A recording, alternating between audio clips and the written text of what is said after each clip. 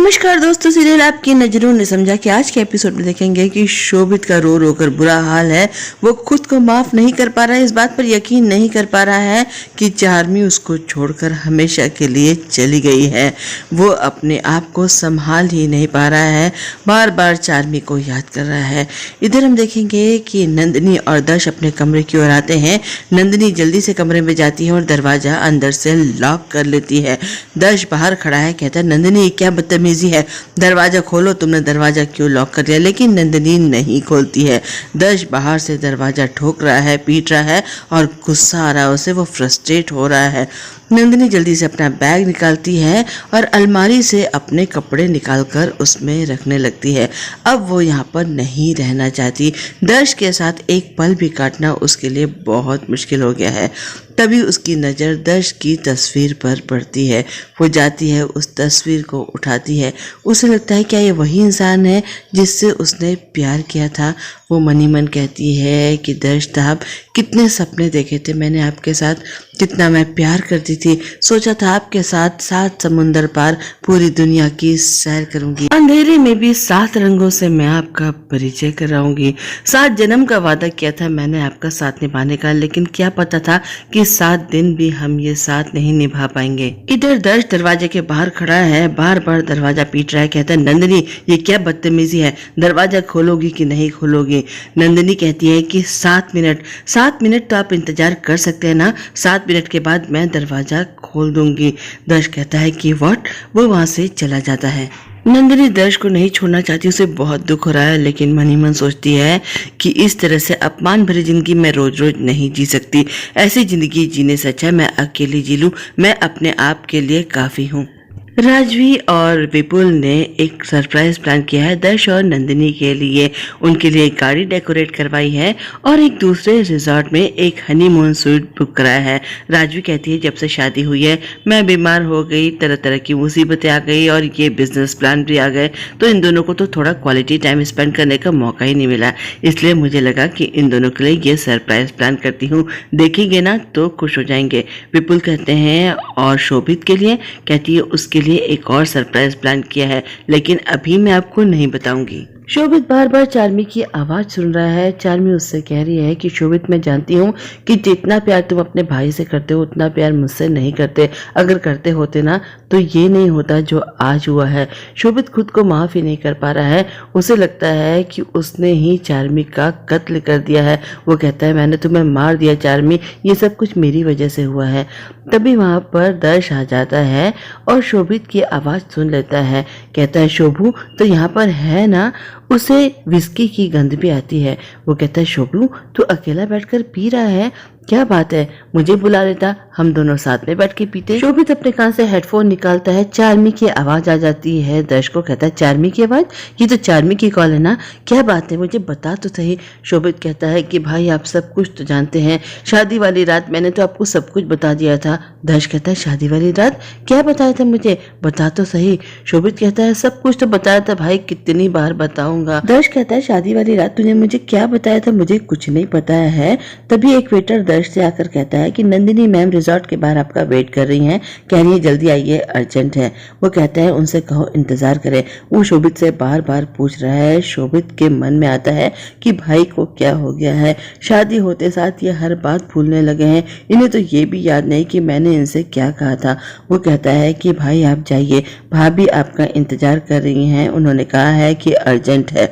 दर्श वहां से चला जाता है। शोभित के मन में अभी भी अपने भाई के लिए ढेर सारी कड़वाहट और गलतफहमियां हैं। इधर नंदिनी के बाद भी वेटर जाता है, उससे कहता है कि दर्श साहब आपका रिजॉर्ट के बाहर इंतजार कर रहे हैं, कह रहे हैं जल्दी आइए, अर्जेंट है। नंदिनी कहती है कि ठीक है।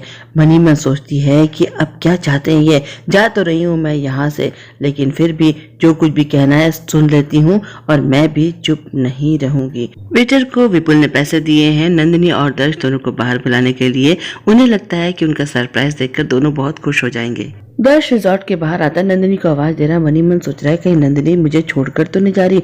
फिर सोचता है मैं भी तो यही चाहता हूँ, फिर मुझे बुरा क्यों लग रहा है। तभी नंदिनी वहां पर आ जाती है और कहती है कि क्यों बुलाया है आपने मुझे। दर्श कहता है कि मैंने बुलाया है, तुमने मुझे बुलाया है, बोलो क्या बात है। नंदिनी कहती है कि ये गाड़ी सजाकर अब क्या करना चाहते हैं, और परेशान करना चाहते हैं आप मुझे। नंदिनी की बात सुनकर दर्श कहता है कि मैंने कौन सी गाड़ी सजवाई तुम्हारे लिए, और मैं ऐसा क्यों करूंगा। नंदिनी उसको गाड़ी के पास ले जाती, कहती है देखिए ये गाड़ी आपने नहीं तो किसने सजवाई है मेरे लिए। दर्श कहता है कि मैं तुम्हारे लिए भला ऐसा क्यों करूंगा, मैं तुमसे नफरत करता हूँ, तुम ही नहीं गाड़ी सजवाई होगी। गाड़ी बेचना चाहती हो, उससे भी पैसा कमाना चाहती हो। अरे मैंने तुम जैसी लालची लड़की आज तक जिंदगी में नहीं देखी। तुम गोल्ड डिगर हो, गोल्ड डिगर। पैसे के लालच में तुमने मुझसे शादी की है। नंदिनी कहती है कि बस करिए, बहुत बोल चुके हैं आप और मैं बहुत सुन चुकी हूँ, और अंग्रेजी में अभी अभी आपने जो कुछ भी मुझे कहा अपने शब्द वापस लीजिए। दर्श बार बार उसे गोल्ड डिगर कह रहा है। नंदिनी कहती है कि बस करिए, नहीं हूं मैं लालची लड़की, कितनी बार बताऊं मैं आपको। तभी हम देखेंगे कि पूरा परिवार बाहर आ चुका है। माँ उन लोगों के लिए एक सरप्राइज भी लेकर आई है, लेकिन सब चौंक जाते हैं इनका झगड़ा देखकर।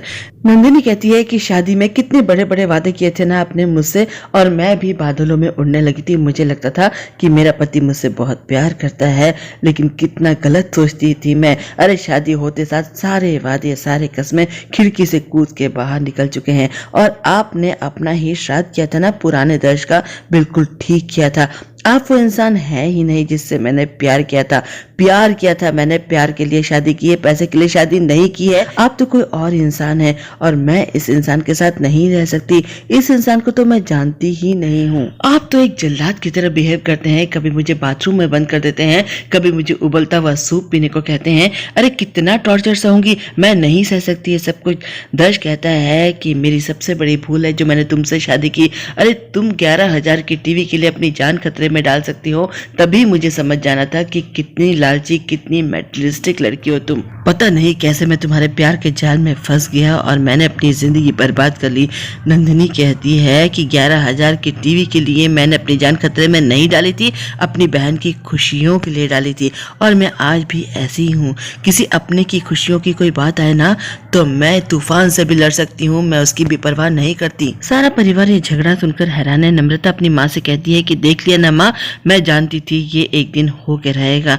आप ही ने इन दोनों लड़कियों से मेरे भाइयों की शादी कराई है, अब देखिए क्या अंजाम हुआ इस शादी का। दर्श कहता है कि बहन की खुशी के लिए ही तो तुमने मेरी जिंदगी बर्बाद कर दी, वही तो तुम्हारे लिए सबसे इम्पोर्टेंट है। चार्मी ने मुझे सब कुछ बता दिया है। नंदिनी कहती है कि चार्मी ने क्या बताया आपको मेरे बारे में। दर्श कहता है कि मुझे सब कुछ पता है कि तुमने सौदेबाजी करके मुझसे शादी की है, कि शोभित अगर गुण से शादी करेगा तभी तुम मुझसे शादी करोगे, क्योंकि तुम्हें अपनी बहन की खुशियां चाहिए थी।